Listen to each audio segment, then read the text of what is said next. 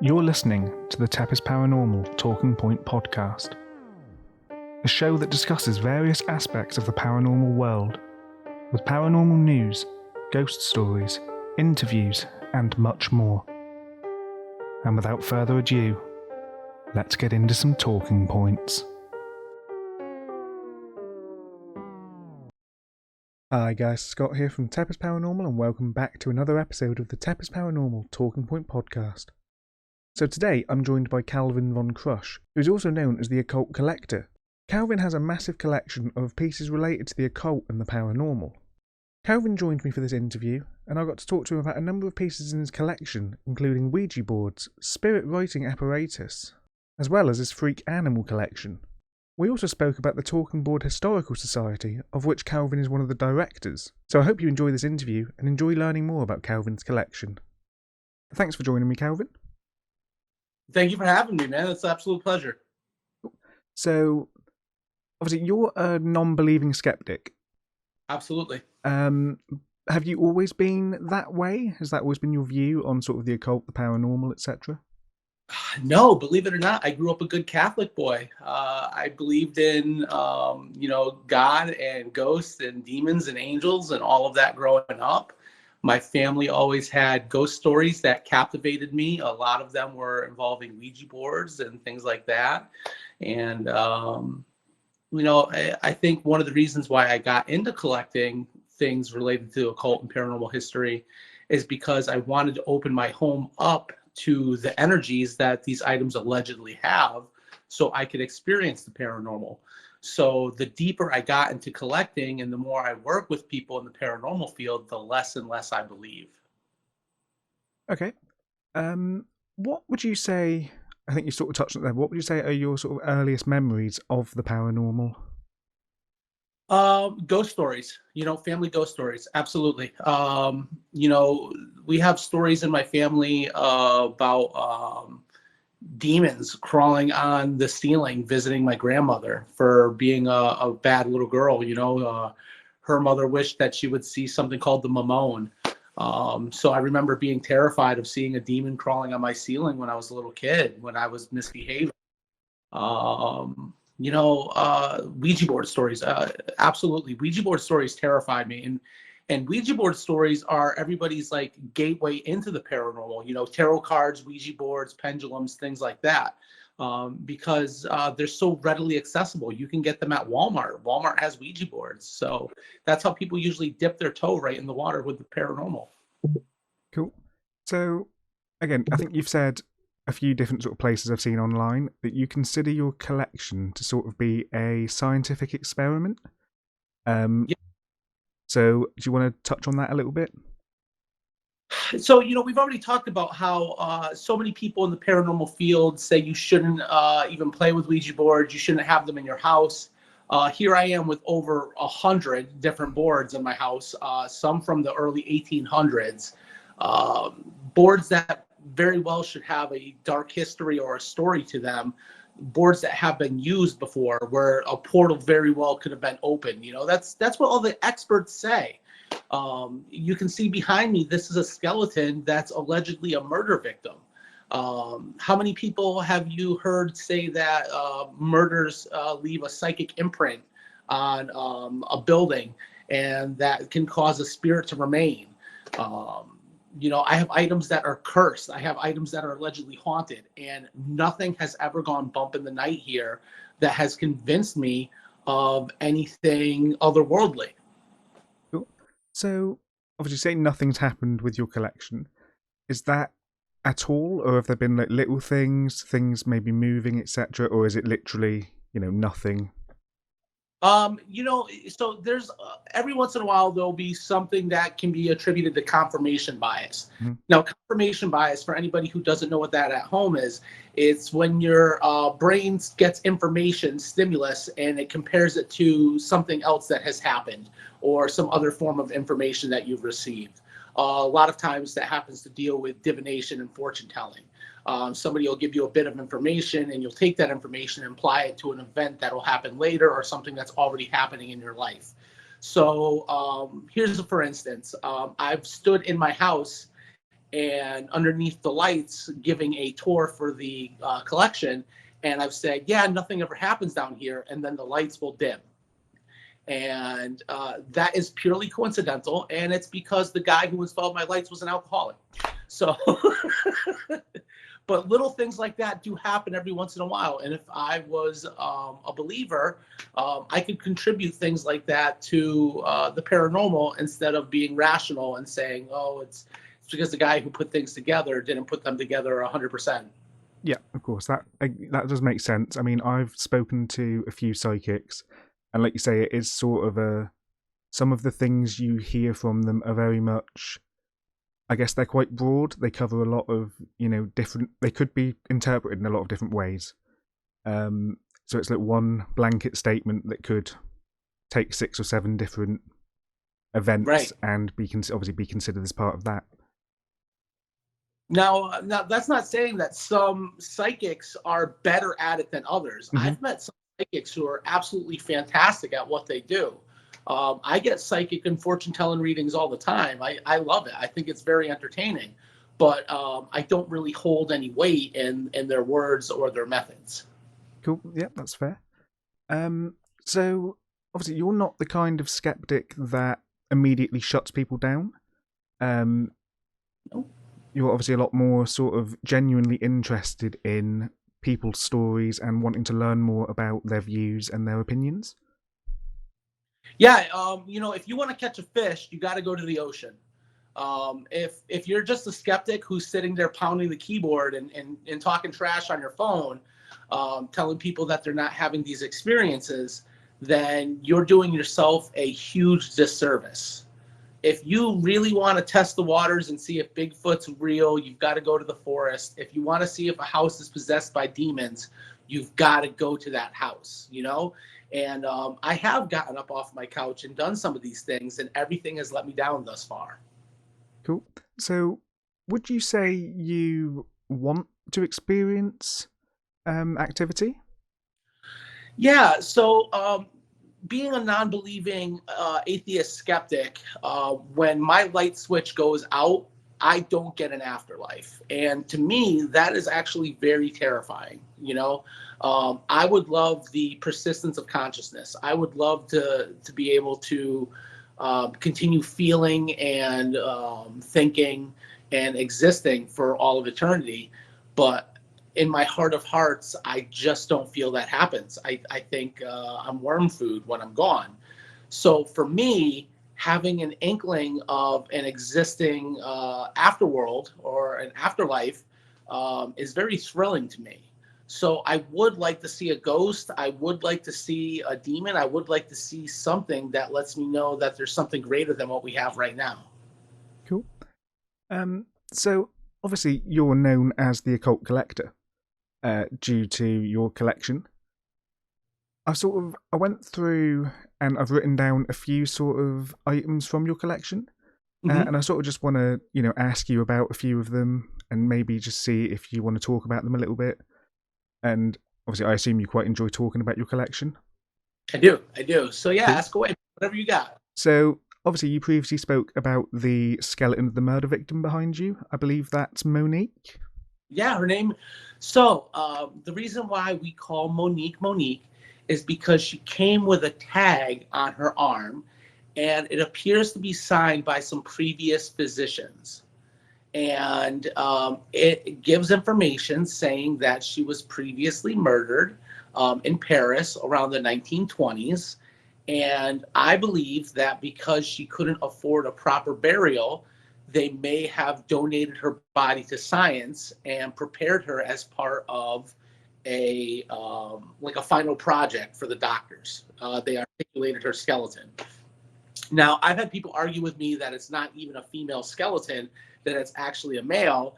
And I've had other people tell me that it is a female. So it's sometimes people just like poo-pooing on what you have because they don't like the validity of it and they don't like the story. And don't get me wrong, I'm a skeptic, so I fully approve of their skepticism. Yeah. But for the time being, she's still Monique, and we're patiently waiting for her to give us a sign that she's with us. I mean, it is a very cool looking item, obviously, if nothing else.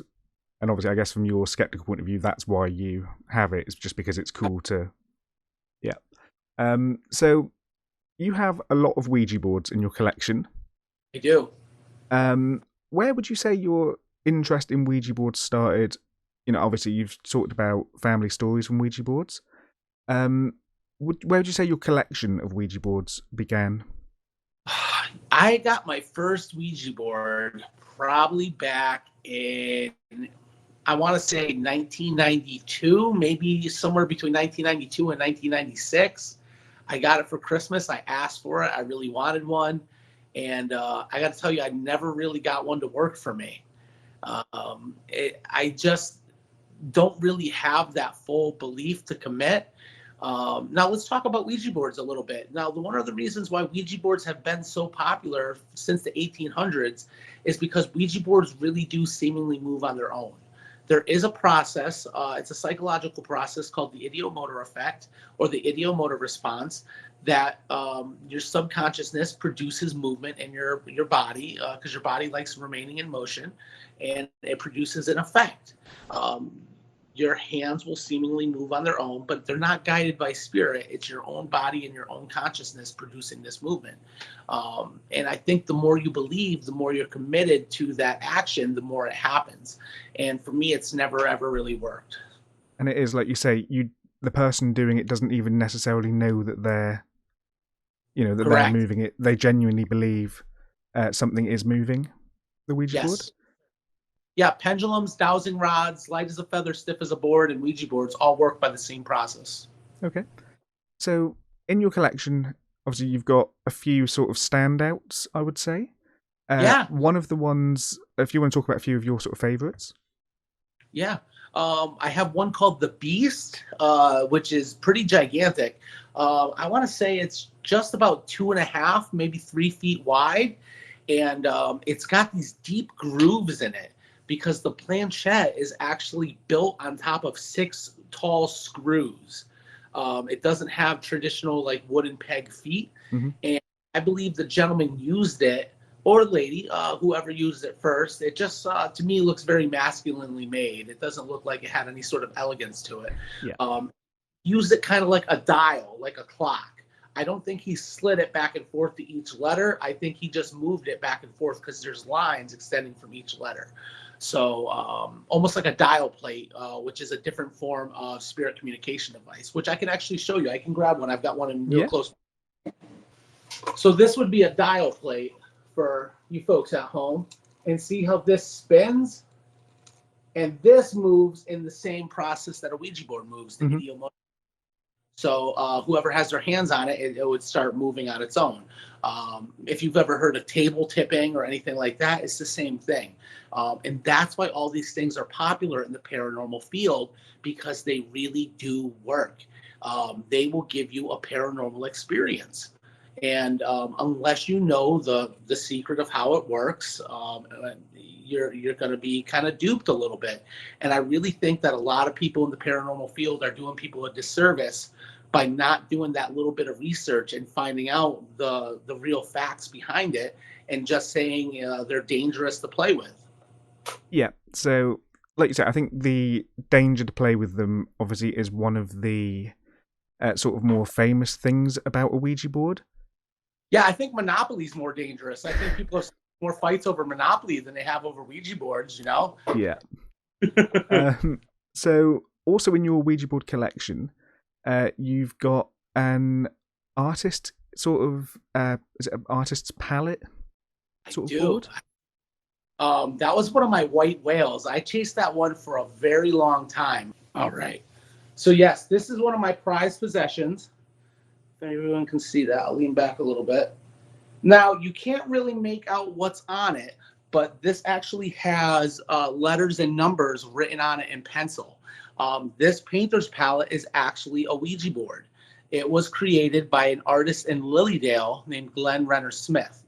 Now, the reason why Lilydale is important is because Lilydale is known as the town that talks to the dead. Okay? It's a small village in upstate New York, and everybody who lives there happens to be a psychic medium of some sort or another. There's psychic artists, There's trance mediums, there's tarot card readers, there's all kinds of people who live there who believe they can commune with the other side and something greater. And Glenn Renner Smith was no different. I believe he might have been a reverend, but he was also a sign painter who painted all the signs for the psychic mediums who lived there. And he just happened to have a painter's palette laying around that he turned into a Ouija board. And he probably made this in the 30s or 40s. And I originally saw it pop up on an auction site, and they were asking an exorbitant amount of money.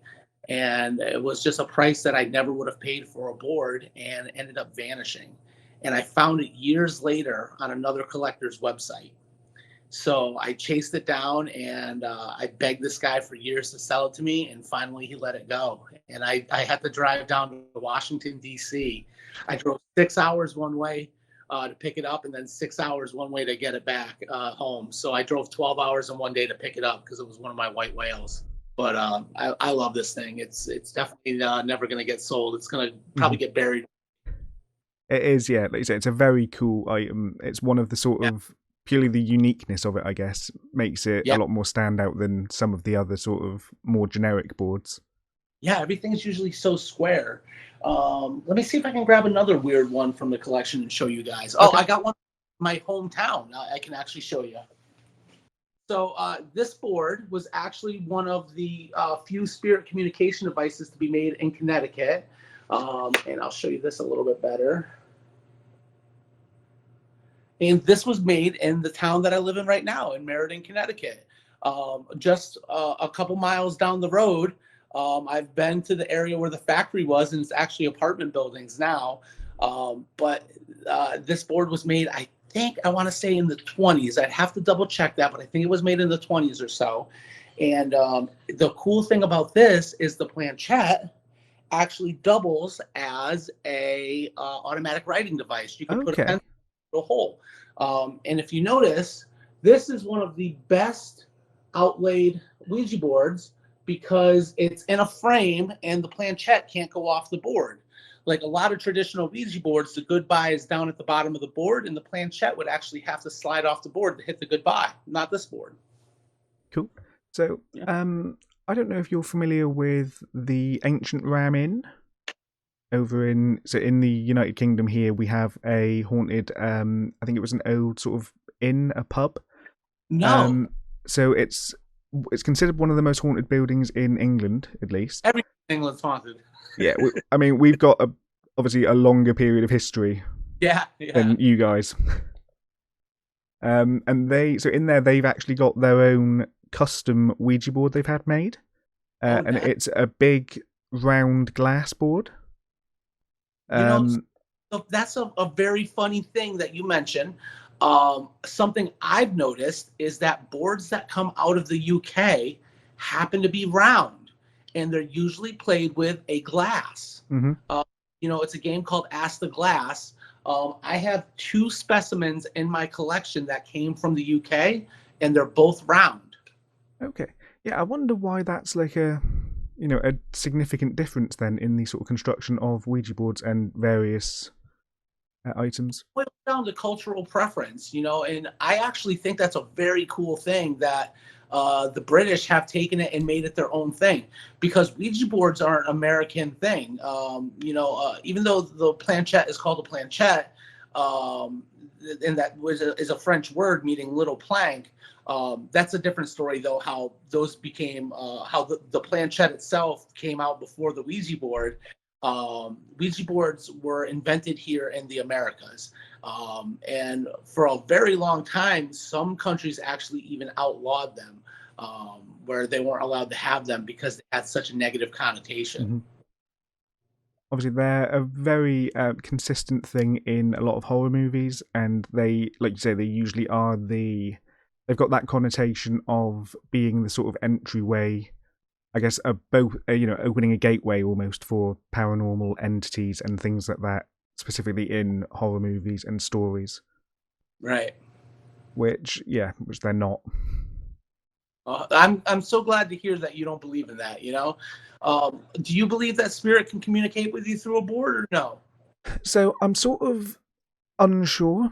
I've only done one board myself. It moved, and I trust the people I was with. But like you say, with the idiomotor effect, it's one of those, I don't know whether one of us was moving it subconsciously, which obviously I assume you would say we definitely were.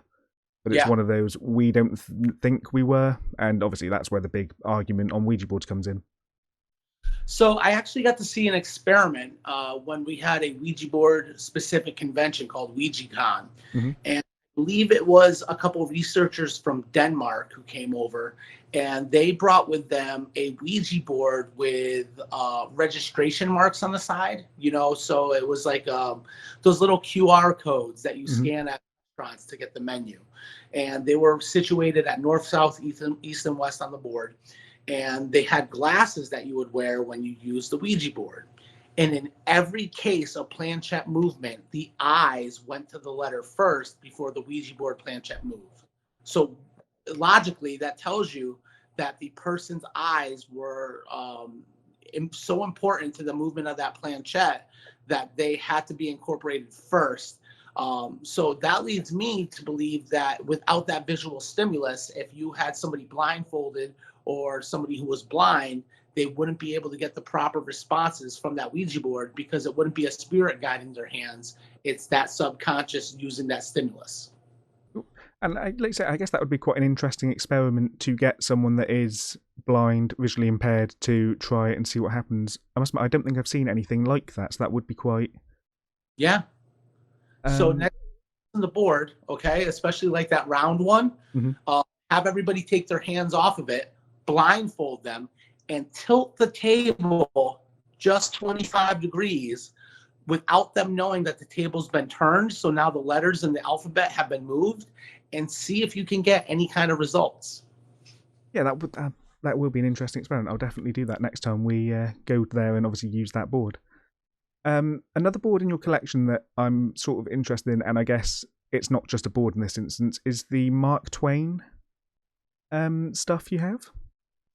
Oh, okay, yeah. So Mark Twain is a very, very important figure in Ouija board history because he was allegedly channeled 2 times that we know of, where he wrote a book from beyond the grave.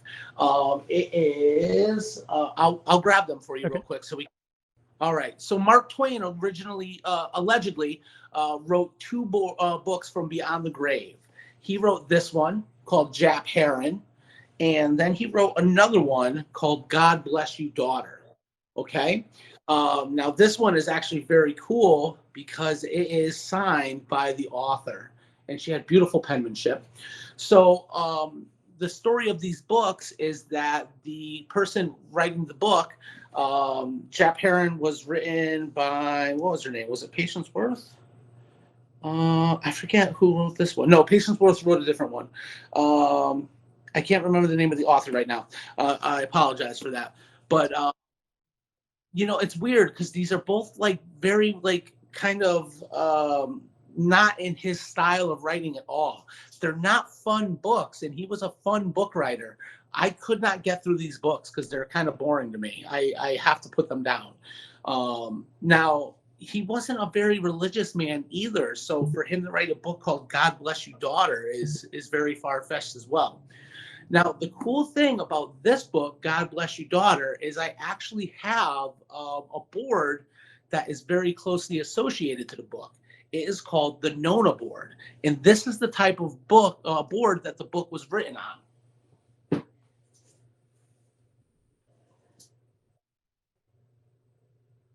That is a very cool looking... Yeah, it's a very cool looking board, and it is not a traditional Ouija board. Now, the name is No and Na, which is no. Okay, Ouija board was allegedly yes. We and Ja, 2 words put together saying yes. So that's why they made this the no board. Now this board itself came from the next door neighbor of the author of God Bless You, Daughter. And now there's no sticker on this back of the board saying that it was like a resale board or anything like that. there is a chance that this board may have been one of the boards used to write the book itself. So this board is actually a very important board in my collection, and it's very cherished. It was actually a gift from Bob Murch, who is the chairman of the board of the Talking Board Historical Society. So yeah, that was another thing I wanted to touch on, was the Talking Board Historical Society. Obviously, you are a co-founder. I am one of the co-founders. I helped co-found it with a bunch of other members, and I think 2013 is when we got together, and we worked together to erect monuments, dedicate historical places, research the people, and of course preserve Ouija boards. All of us have pretty extensive collections, and we all work together to track them down and make sure they go to the right home.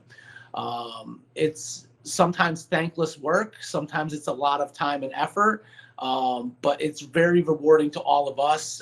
We all care about each other a great deal. So it's kind of like a family reunion every time we get together and see each other. But we've done some amazing things. Most amazing thing that I think we've done is we put up a beautiful headstone for the woman who named the Ouija board. It's in Colorado, and what is her name right now? I'm so sorry, I'm spacing on this. Give me a second. Anyways, not important right now, but we put up the tombstone for Elijah Bond. He's in Baltimore, and his tombstone actually looks like the original patent design of the Ouija board.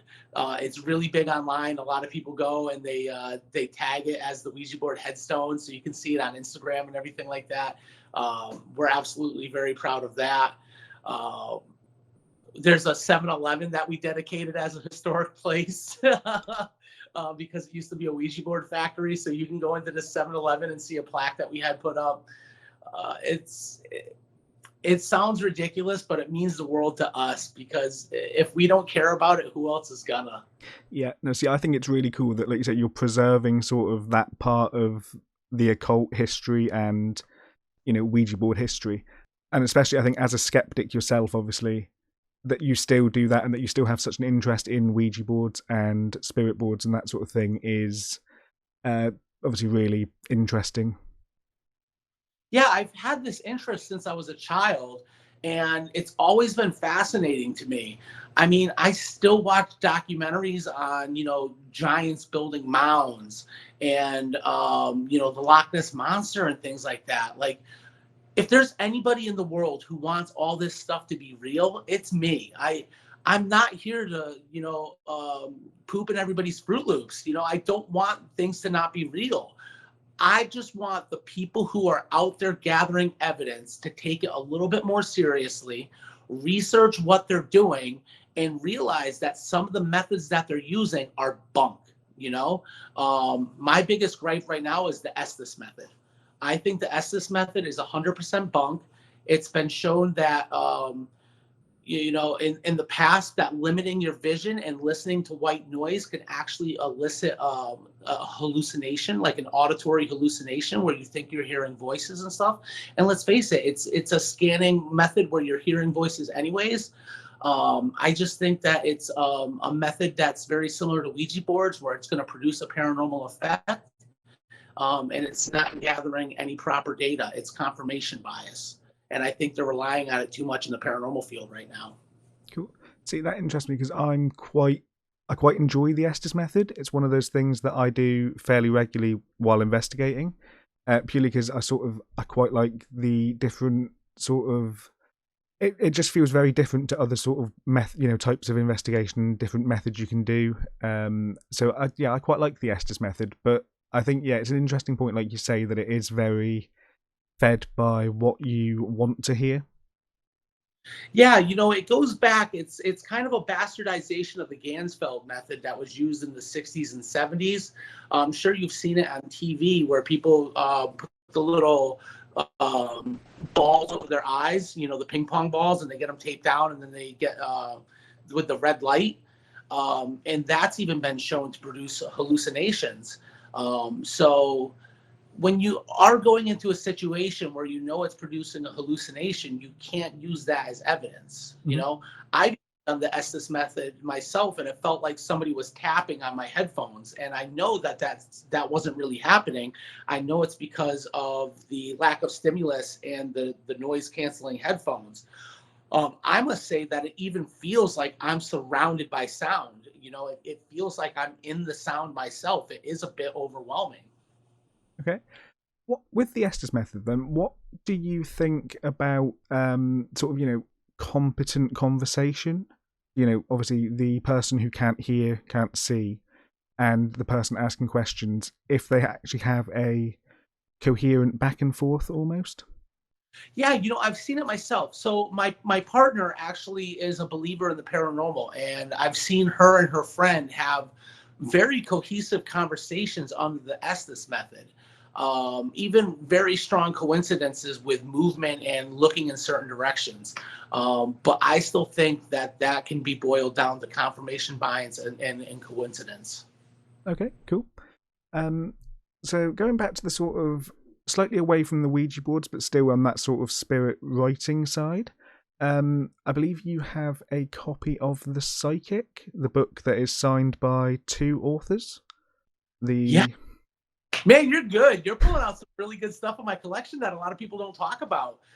Give me a second. I'm going to put some stuff away, and I'll be right back with that book. Okay, dude, I love that you did your homework. This is actually one of my favorite items in my collection. I got it for, man, I think $30, if that. Okay, I don't think the person who sold it really valued it or understood how important this book is, because this book is called The Psychic, and it's signed by 2 totally different handwritings. One is the gentleman who wrote the book, and 2 is his spirit guide who helped him write the book. Spirit writing, I have a couple examples in my collection, is exceedingly rare. Spirit art is pretty rare too, to have real evidence of that. So when I came across this, a buddy of mine tagged me on it online when it was for sale, and oh man, I was happier than a pig in mud when I picked this one up. So, but I'll show you guys. You can see the 2 totally different signatures in it. See, here's the top one. That's the author, the gentleman who's the psychic. And then here, a completely different handwriting is his spirit guide named Drummond. How cool is that? Yeah, like you say, it is. They're very distinct. Yeah.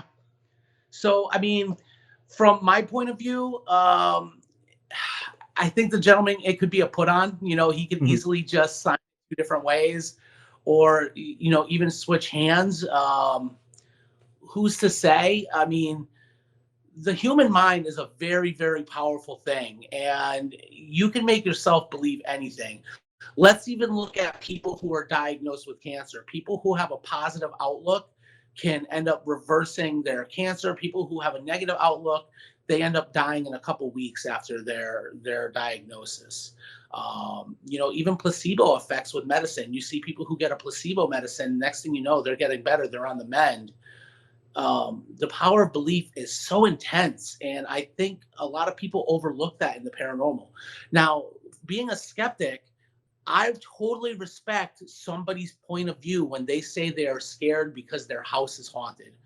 I understand that those emotions are very, very real, and you won't find me demeaning them in any way. I suffer from anxiety in some situations. I understand that anxiety is a real crippling thing that can affect you. So if this gentleman really did believe that he was psychic and he had a spirit guide, who's to say that his handwriting didn't change when he went into some kind of meditative state and let this being take over? Yeah. Fascinating. So another thing in your collection that I want to talk about, and to be honest, I can't actually remember the details of it, is the painting on the wall behind you. Okay, so are you talking about this one right here? Yes, yeah. Okay, fantastic question. Now, if anyone is familiar with Robert the Doll, Yes. okay, Robert the Doll is like the original Annabelle. He is housed, I believe, in the Florida Keys, in the Florida Keys Historical Society Museum. And the story behind Robert the doll is that he was given to a young boy named Robert, who named the doll after himself. Okay. That doll was blamed for any kind of mischief that the little boy happened to produce in his life. Okay. They said that the doll was haunted, and I guess it ended up being cast aside as he got older.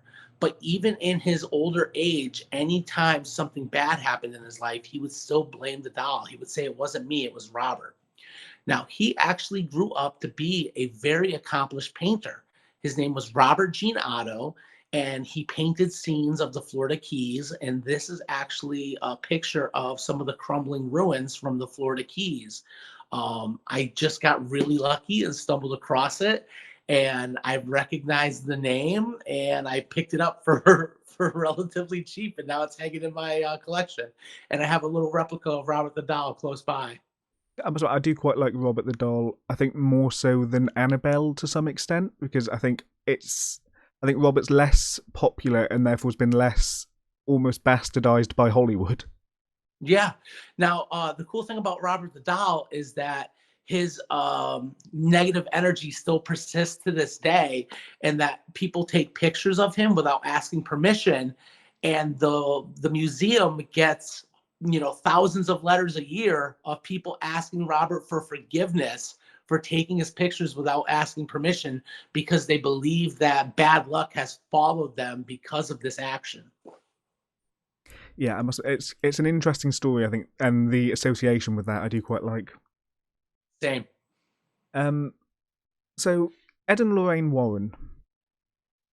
Obviously, you have some items of Ed Warren's, I believe. The glasses and Yep, a tie. I even have Ed Warren socks. I have a pair of Ed Warren socks in my collection. I have one of his ties that he wore at his lectures. But most importantly, two of my prized possessions. I have a sign that hung in his museum that said Ed Warren Demonologist. And I have the last painting he ever painted before he had a heart condition. I don't know if he had a stroke or not. I'm not Yeah, I sure. can't remember. But yeah, he definitely painted his last painting, and I have it. So it's a beautiful Halloween scene of a haunted house, and I think that's the most fitting thing to own from Ed Warren is a haunted house painting. Yeah, definitely. As a skeptic, what are your views on the Warrens', case history almost? It's really hard to say because I never really got to interact with any of them. I got to meet Lorraine once. And, people who are higher up in the paranormal community, I feel like they kind of keep everybody else at an arm's length away, especially skeptics. Nobody wants to be told what they're doing is wrong or challenged. I feel a lot in the paranormal. You know what? I must say, less in the UK than here in the United States. I feel just the culture of paranormal belief in the UK, you guys are a lot more open to hanging out with a skeptic. That you guys will have a beer with me and sit and talk all day, while I get a little less traction here in the States. I don't know if that's just because people in the States are naturally stubborn or what, but I think I'm a fun time, man. I want to come out and hang out and see some ghosts too. I never met the Warrens, so it's hard for me to say. And I must say, there's such a strong following with Ed and Lorraine Warren. Even if I did have a strong opinion on them, if I voiced it, I could be shooting myself in the foot, Yeah, be coming for me. And that's why I kind of have to take a neutral stance on a lot of things with the paranormal, because I do want to be invited to the birthday party. I want to come out and see the ghosts. And if I dig my heels in on anything, no one's going to want to play with me on the playground. yeah, So that makes sense. I mean, obviously, as a skeptic, I guess you have that sort of almost an outsider's view in, but I yeah, guess as well, you're viewed from the inside of the community as an outsider, and it's sort of you're on that edge where I guess skeptics aren't usually invited or included in a lot of the sort of paranormal conferences, because I guess they tend to be more, believers and that sort of thing. So I guess it must be quite interesting from your perspective to view that from an outside eye. yeah. And I'm actually coming back to the UK next year. I'll be working with MJ Dixon again. Mm-hmm. And I love working in the UK. Like I said, you guys will sit down and have a beer with me, and we will talk about UFOs and Aleister Crowley and all kinds of fun stuff all day, every day. And I do work quite a few conventions here in the States too, but I just find that people are a little bit more standoffish. Yeah. Yeah, so that's obviously, I think you're over here for Sage PowerCon. I can't remember the number. Yeah, I don't know what number either, but it is October of 2023. I believe it's the weekend right before Halloween, and I will be there for my honeymoon. We're going to be going over to Ireland for Halloween right after we're done with the Paracon. So obviously, other than the Warrens, and the only other sort of item I've got here before I move on to another topic I want to talk about is the wallpaper from the Baltimore Gypsy Murder House. Yes, I don't have it down in the museum. Mm-hmm. It's actually hanging up in my stairwell because I kind of have like a gallery wall in my stairwell. But I do have a piece of wallpaper from the Baltimore Gypsy Murder House. Now, the reason why this is really important to me is because this is a case where a fortune teller gave a gentleman advice and he didn't like it. I believe he felt like it brought bad luck into his life, and he came back and murdered the woman who did it. He decapitated her and in her front hallway, and the house was going to be demolished. So naturally, me and one of my best friends, we found that the door was open, and we went inside and we took some wallpaper, and I framed it up in a beautiful little frame, and now it's hanging up in my hallway. So I have a swatch of paper from the very hallway where she was decapitated. It is, like you say, it's a piece of history, if nothing else, and it is quite, obviously it's quite morbid and quite dark, but it's also really cool to have that piece of history. Yeah, anytime I go to a abandoned haunted place, and usually it's places that I have permission to go into, I try to take a piece of wallpaper or some kind of fabric or something with a pattern on it, because I think things that have an innocent pattern, when framed and hung on the wall, unless you know the story behind it, the dark history, it'll suddenly take those vertical stripes and flowers and turn it into something so morbid. I really like that duality of it. Cool. So that's the sort of spirit side of your collection. And you know what's funny? My brain just popped in that lady's name that I forgot. Her name is Helen Peters Noseworthy. I told you it was going to happen.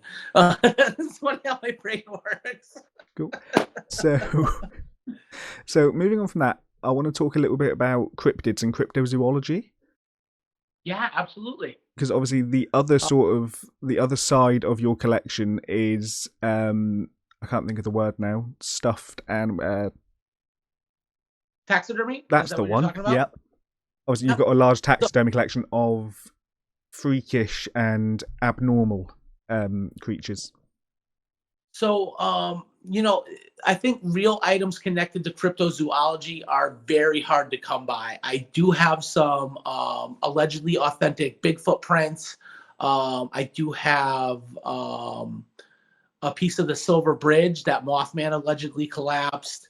I do have some alleged Bigfoot hair. I have some soil samples from the creek where the Bigfoot footage was filmed at. But I do collect animals that were born with severe abnormalities. Now, the reason why these are important to my collection, especially the branch of cryptozoology, is because it demonstrates that these things can naturally happen in the wild as well as captivity.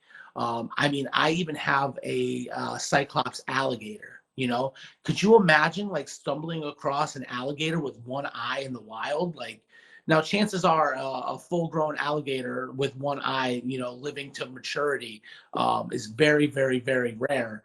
But I think that leaves room for a large primate out in the wild and things like that. Yeah. it cryptozoology to me is the most fascinating field.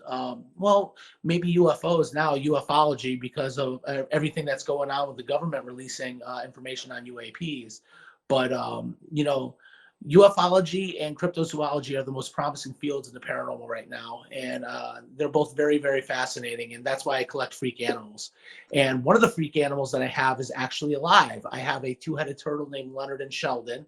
I named them after characters from the Big Bang Theory because they have two completely personalities. One is bigger and bossier, very much like Sheldon. And then the other is just tiny and has to go along for the ride like Leonard. So yeah, I've seen footage of Leonard and Sheldon on your TikTok.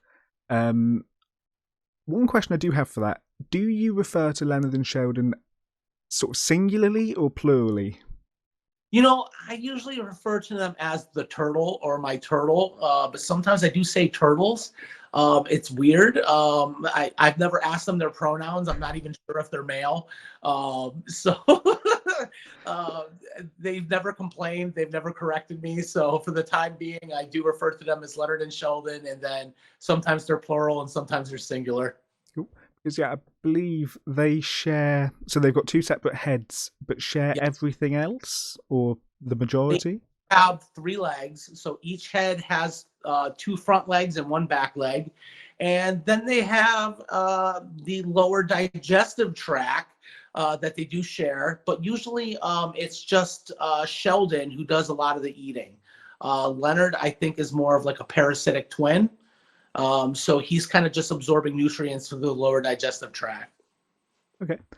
So you've said in a few things, or specifically in the Occult Collector, that cyclopia is your favorite abnormality. Yeah. There was a movie growing up, The Seventh Voyage of Sinbad, and it was had stop motion clay monsters animated by Ray Harryhausen, who's one of my favorite artists. And in that movie, there was a one-eyed, one-horned monster called a cyclops. And I have been obsessed with one-eyed monsters for most of my life. I've got a couple tattooed on me, and there are a bunch of them in my collection. I have one-eyed snakes, I have one-eyed kittens, I have one-eyed alligator, as I mentioned earlier, one-eyed pigs, a one-eyed goat. I just love creatures with one big spooky eye. Cool. And speaking of eyes, you've also got the lamb that's conjoined at the head. I believe has 3 eyes. Yeah, I'm not sure if that's called craniopagus or not. It is joined at the head. It has 3 eyes and 4 ears and 8 legs, 2 tails. I call it the spider lamb or octolamb sometimes, but it's definitely one of the coolest things in my collection. I bought it frozen from a friend of mine who had it just sitting in his freezer for a while. And I actually have a taxidermist on speed dial who puts all my frozen mounts together for me. Are there any sort of cryptids, would you say, that you are more of a believer in than others? I'm a big fan of like early man and our evolution from apes. So if I were going to lean towards anything, I would say like a large primate of sorts. Whether or not you want to call it Bigfoot, Yeti, orang pendek, anything like that, I do believe that there is room in this modern era for there to be a large primate that we've yet to identify that could just be intelligent enough to get out of the way of being identified. The lowland gorilla or the silverback gorilla, I don't think were discovered until the 50s or so. I'd have to double check that fact, but look at the okapi. The okapi, and it wasn't cited in the wild for a good long while. The coelacanth, that's the image of the Cryptozoology Museum because that was believed to be extinct, and they found live coelacanths. So, my favorite cryptid, I sadly do believe is never going to be found. I do love Mothman. I'm a big fan of bugs. I'm a big fan of Mothman, just the way he looks, his big red eyes. I personally believe Mothman was some kind of crane flying at their car. But man, he is the coolest looking one. I'm probably gonna get a Mothman tattoo one day. He is my all-time favorite. Yeah. So Mothman is also my favorite cryptid. Yeah. Similarly, I'm looking at getting a Mothman tattoo at some point.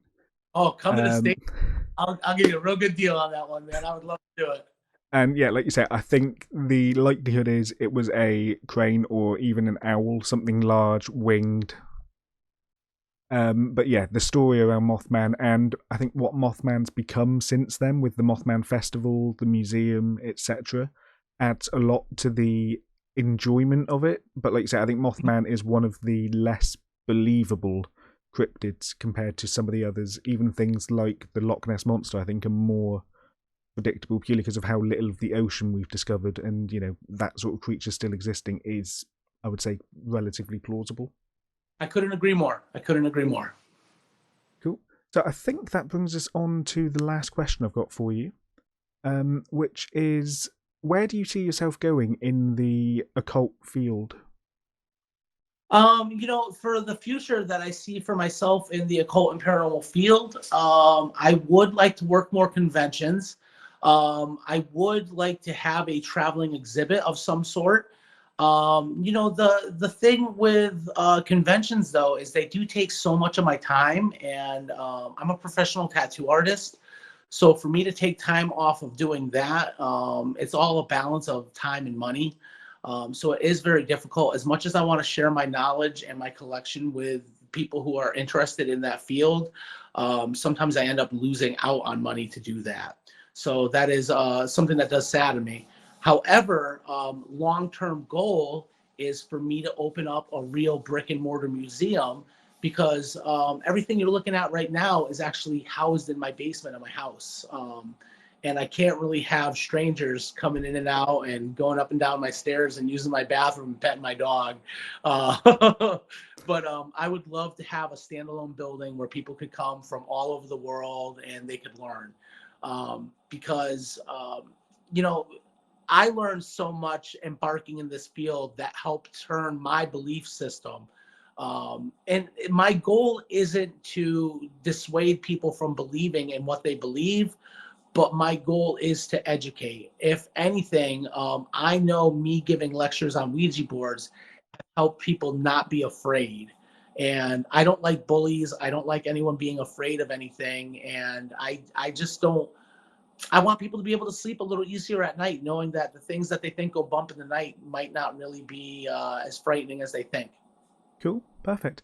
I think, yeah, like you said, I think as from your skeptical point of view, I think you're a lot more approachable and open than a lot of skeptics. I mentioned earlier, my partner's a professional tarot reader. She's been a what's the word? She's been a pagan for 15, 16 years, maybe her whole life. I can't remember all the details right now, but she has such a different point of view than I do. Just having conversations with her helps me realize that people's belief in the paranormal actually isn't a detriment to their lives. It actually provides so much positivity. I mean, I bet you have a great community of people that you work with regularly that have become like family and friends, correct? Yeah. You wouldn't have that if you didn't believe in the paranormal. People who are grieving turn to the paranormal to give them peace. I see all this. I don't think that people who believe in the paranormal are stupid. And I think a lot of skeptics look at belief as a sign of intelligence. And I've got to tell you, intelligence is a matter of the brain and belief is a matter of the heart. They're two totally different things. And you can't just look at someone who believes in the paranormal and assume that they're not intelligent, because some of the smartest people I know believe in ghosts. So. Cool, perfect. So yeah, I think that's where we'll end it here, if that's cool with you. Absolutely. So thank you for joining me. It's been great learning a bit more about your collection, obviously talking to you about your beliefs and that sort of thing. So it's all been very interesting. And yeah, thanks for joining me. Dude, thank you so much for having me. And if you ever want to have me on again in the future, just let me know. You ever come to the States, man, you got a free museum tour on me, and we'll talk about that Mothman tattoo. Hopefully you can come out to Sage Paragon and we can talk a little bit more, okay? So I hope you enjoyed this interview. I'd like to give a big thank you to Calvin for taking time out of his schedule to talk me through some of his collection and talk to me about his paranormal beliefs. You can check out Calvin on various social media platforms at The Occult Collector. And for now, that brings us to the end of this episode of the TEPIS Paranormal Talking Point podcast. I've been Scott from TEPIS Paranormal, and I'll see you in the next episode.